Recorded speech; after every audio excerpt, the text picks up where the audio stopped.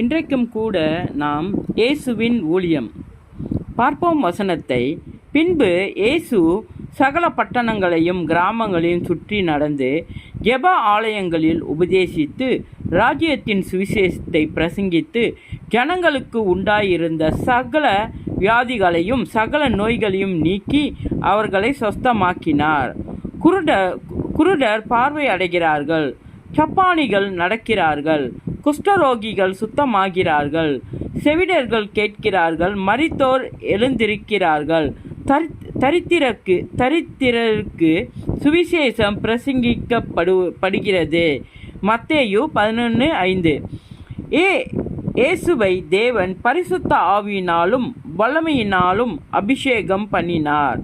தேவன் அவருடனே கூட இருந்தபடியினாலே அவர் நன்மை செய்கிறவராயும் பிசாசின் வல்லமையில் அகப்பட்டவராயும் குணமாக்குகிறவராயும் சுற்றித் திரிந்தார். அப்போஸ்தலர் 10:38, மார்க்கு 1:31-34 வசனம் வரை.